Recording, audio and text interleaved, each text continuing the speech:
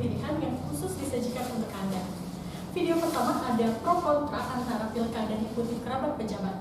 Dari akademisi Sumatera Utara menilai fenomena ini tidak ada yang salah selama proses pencalonannya sesuai dengan konstitusi. Namun di sisi lain, dari pengamat sosial menilai fenomena ini dapat mengurangi makna dari pilkada. Seperti apa video selengkapnya? Berikut liputan yang khusus untuk Anda.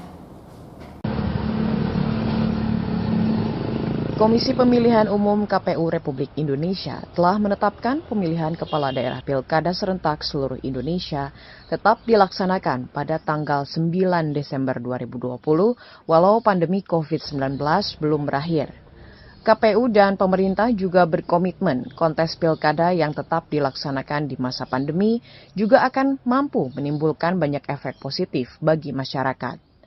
Terkait agenda tersebut, fenomena masih banyaknya kerabat dari pejabat yang mengikuti pilkada serentak turut mengiringi kontes pilkada di masa COVID-19 yang sering dikaitkan dengan membangun dinasti politik. Menanggapi fenomena ini, Akademi Fakultas Ilmu Sosial dan Ilmu Politik Universitas Sumatera Utara Dadang Darmawan yang ditemui pada Rabu sore berpendapat tidak ada yang salah dengan fenomena kerabat dari pejabat negara mengikuti pilkada di sejumlah daerah seperti di Kota Medan, Sumatera Utara, apabila persyaratan percalonan sesuai dengan konstitusi. Menurut Dadang, praktik dinasti politik sudah sejak zaman dahulu dipraktikkan dan bukan hal baru. Namun dalam konteks pilkada, seharusnya yang disoroti adalah kemampuan calon dalam menguasai dan memberikan solusi serta mengimplementasikan visi misinya setelah terpilih. Ada yang baik, ada juga yang buruk.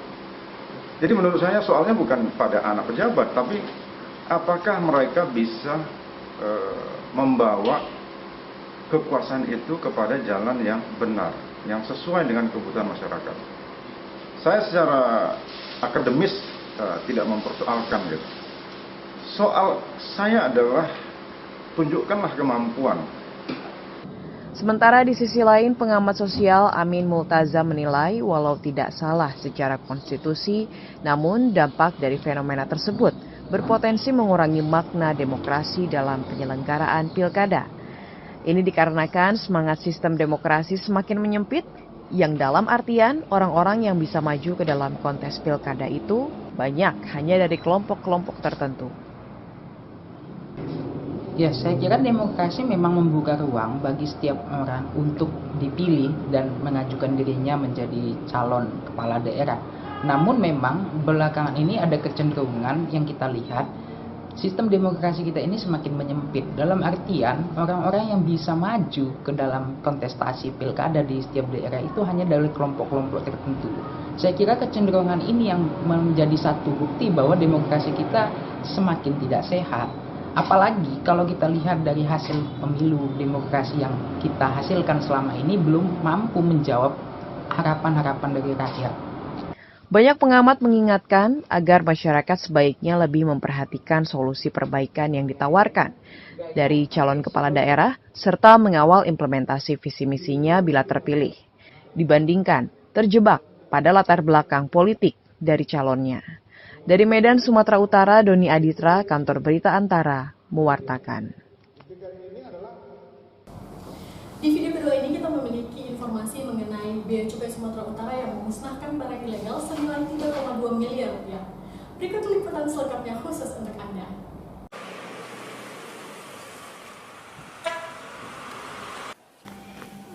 Direktorat Jenderal Bea dan Cukai Sumatera Utara memusnahkan ribuan barang impor tanpa cukai dan selundupan dari sejumlah negara. Sebanyak 141 botol minuman beralkohol, sekitar 2.800.000 batang rokok, pakaian bekas, makanan dan obat-obatan dimusnahkan dengan cara dihancurkan dan dibakar. Seluruh barang yang dimusnahkan memiliki nilai hingga 3,2 miliar rupiah, dengan potensi kerugian negara mencapai 2,2 miliar rupiah. Kepala Kantor Direktorat Jenderal Bea dan Cukai Sumatera Utara saat melakukan pemusnahan pada Rabu sore menjelaskan, seluruh barang sitaan milik negara tersebut merupakan hasil tangkapan selama tahun 2020 melalui kerjasama dengan instansi terkait. Ini adalah upaya yang dilakukan kerjasama antara instansi terkait dengan Bea Cukai, baik di Kanwil maupun di pelayanan.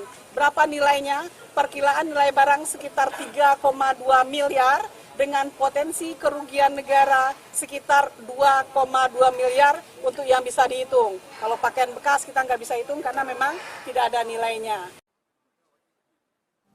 Melalui patroli rutin yang dilakukan petugas Bea Cukai bersama TNI dan Polri, diharapkan dapat meningkatkan pengawasan perairan pantai timur Sumatera dan sejumlah bandara dari aksi penyelundupan, sehingga dapat menyelamatkan industri dalam negeri yang juga dibebankan pajak pendapatan dan penghasilan.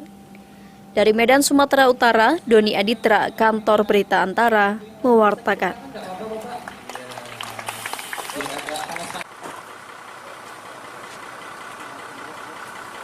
Sobat Antara, tadi kita sudah melihat video mengenai pemusnahan barang ilegal dari Bea Cukai Sumatera Utara. Nah, sekarang kita akan beralih ke video mengenai PT Kim yang membantu UKM Arang Asap untuk meningkatkan produktivitas. Seperti apa liputannya? Berikut untuk Anda. Dalam rangka mendukung usaha kecil menengah UKM di masa pandemi COVID-19, BUMN PT Kawasan Industri Medan Kim mendukung produk inovasi teknologi wood vinegar atau asap cair yang dibuat oleh UKM penghasil arang binaannya guna membantu meningkatkan produktivitas pertanian.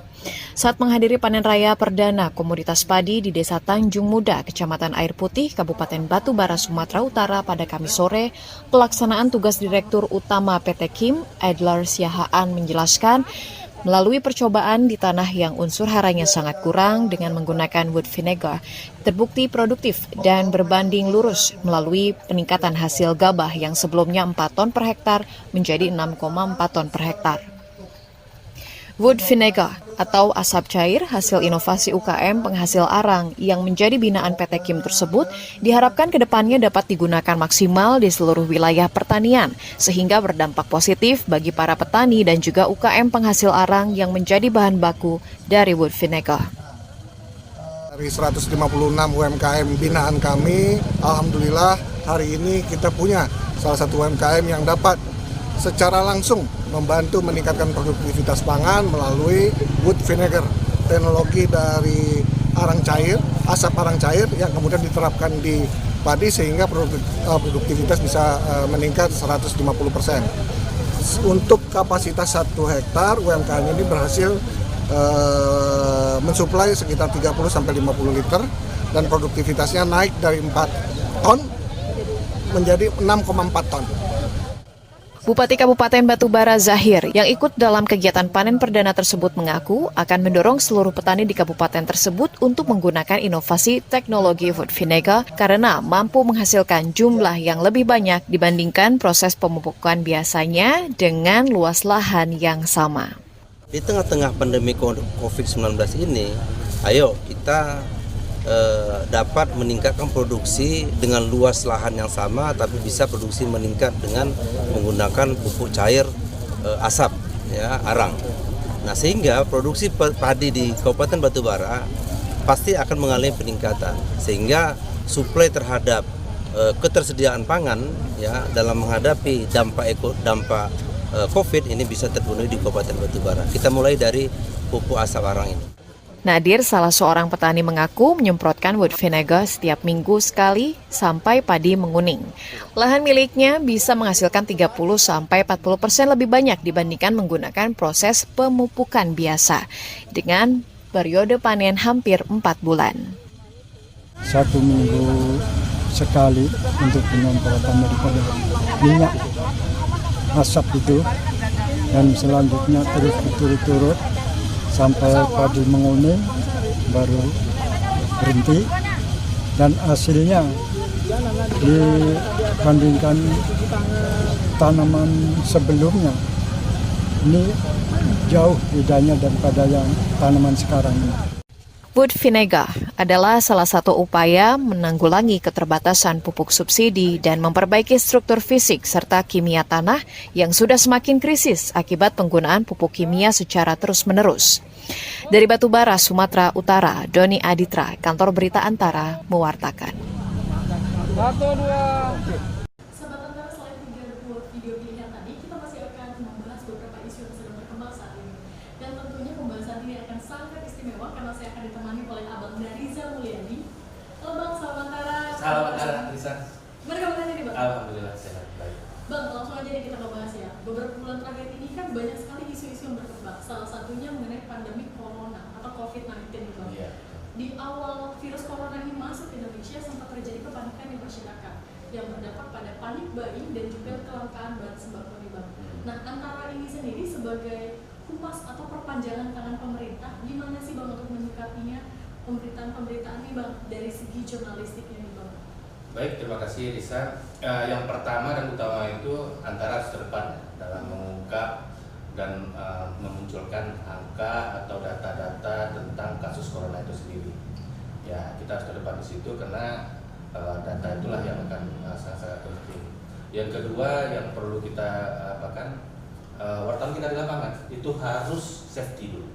Mereka harus safe ya di lapangan. Jangan sampai nanti wartawan kita justru terpapar pula gitu kan. Apapun ceritanya, pimpinan kita juga berpesan bahwa tidak ada berita yang seharga nyawa. Keselamatan harus paling penting. Yang kedua ya datanya harus akurat dari sumber-sumber yang memang layak dipercaya, dari sumber-sumber yang memang sudah ditunjuk pemerintah untuk memberikan data-data yang kita butuhkan terkait dengan pemberitaan COVID-19. Bang, ini kan kalau kita lihat nih beberapa hari ini terjadi peningkatan untuk yang terpapar virus corona, banyak yang positif dan banyak pula yang dinyatakan sembuh. Dan sepertinya kita kan harus terus-terusan untuk memberitakan angka yang semakin meningkat. Kita ingin memberitakan kepada masyarakat, untuk memberitahu kepada masyarakat bahwasanya ini adalah hal yang serius. Virus corona ini adalah sesuatu hal yang serius, tapi kita tidak ingin menciptakan kepanikan seperti sebelum-sebelumnya tentunya Bang. Kira-kira dari segi angle pemberitaannya seperti apa nih Bang kalau di antara? Ya, mau tak mau, suka tak suka ya, pemberitaan terkait dengan COVID-19 itu pasti akan sangat-sangat tidak disukai gitu ya. Tapi disitulah peran kita, bagaimana kita memilih kosakata yang baik, yang pas, karena untuk mengurangi dampak psikologis masyarakat. Nah, kita di antara sendiri lebih menonjolkan upaya-upaya penanganannya, mulai dari ketersediaan sarana dan prasarana pelayanan kesehatan, ketersediaan alat perlengkapan atau perlindungan diri dari untuk nakes, kemudian anggaran yang disiapkan oleh pemerintah juga untuk penanggulangan, dan terutama lagi yang akhir-akhir ini kita tonjolkan adalah berita-berita tentang terus meningkatnya kesembuhan. Kalaupun sekarang banyak ditemukan kasus-kasus baru, itu tidak lain karena meningkatnya upaya tracing ya, upaya tracing yang dilakukan pemerintah terhadap kemungkinan penyebaran COVID-19 ini. Bang, kalau tadi kita sudah ngebahas tentang virus corona ini saya baru aja membuka portal kita dan ada berita yang sangat menarik nih dari segi ekonomi nih. Yeah. Di kabut hitam corona ini, Sumatera Utara berhasil meningkatkan ekspor duriannya nih Bang. Durian ya? Ekspor durian, gimana nih tinggal beritanya nih Bang? Sangat menarik soalnya kan di tengah-tengah corona kita juga berhasil membuat framing berita. Sebenarnya ini berita yang sangat sangat menyejukkan ya. Dan ini mungkin berita-berita yang juga ditunggu oleh kalangan dunia usaha kita. Sebenarnya tidak hanya ekspor durian yang meningkat. Kemarin juga ada berita yang menyebutkan bahwa ekspor karet terutama ke RRT dan Amerika juga meningkat. Kemudian hotel-hotel di Sumatera Utara juga sebagian besar sudah mulai buka. Kemudian juga objek-objek wisata, dan itu sangat itulah berita-berita yang kita butuhkan saat ini gitu untuk kembali membangkitkan gairah perekonomian terutama di Sumatera Utara gitu. Jadi kita di antara ini sangat berperan ya Bang, selain kita memberikan informasi terkini mengenai COVID-19, kita juga memberikan informasi bahwasanya kita jangan patah semangat di tengah COVID. Iya. Ada sesuatu hal yang baik seperti peningkatan wisatawan juga sedikit meningkat ya Bang ya. Ini juga ekspor kita meningkat di beberapa bidang ya Bang ya. Nah, itulah salah satu visi antara itu adalah mencerahkan ya. Nah, ini kan berita-berita yang mencerahkan ini. Ekonomi udah mulai menggeliat, pariwisata udah mulai bangkit, kemudian dunia usaha perhotelan juga udah mulai bergairah. Nah, ini berita-berita yang diharapkan juga merangsang perekonomian daerah secara umum gitu. Nah Bang, ada lagi satu isu yang sangat berkembang nih saat ini, yaitu mengenai prostitusi dan Sumatera Utara tentunya Bang ya. Iya. Nah, yang diduga kemarin itu melibatkan artis ibu kota berinisial A. Kira-kira Bang, berita itu seperti apa? Karena kan kalau berita ini sangat sensitif, bakal bisa menjadi opini masyarakat. Kalau ada, apakah ada dampak sosial nantinya? Pasti ya, bisa kalau dampak sosial itu pasti. Tapi untuk menjawab itu biarlah pengamat sosial yang akan menjabarkannya. Tapi paling tidak sebagai wartawan antara kita itu ini harus objektif ya. Kita harus objektif memandang persoalan ini, dan antara sebagai kantor berita lebih mengutamakan narasumber-narasumber yang memang kompeten. Misalnya kepolisian dalam penanganan ini ya, kita mengandalkan narasumber-narasumber dari pihak kepolisian dalam untuk mengangkat berita ini. Kalau soal dampak sosial pasti ya mungkin banyak juga yang prihatin ya, karena tidak hanya di Pulau Jawa tapi sekarang udah mulai masuk ke Medan. Tapi kita tetap mengutamakan objektivitas dalam pemberitaan yang susah. Terima kasih Bang sudah meluangkan waktunya, tetap sehat di pandemi ini untuk menjalankan aktivitas. Sama-sama, amin. Sobat Antara, terima kasih sudah menyaksikan Warta Redaksi pekan ini, dan jangan lupa untuk mengakses berita-berita lainnya di portal kita di sumut.antaranews.com. Saya Risa dan seluruh tim yang bertugas pamit undur diri. Sampai jumpa.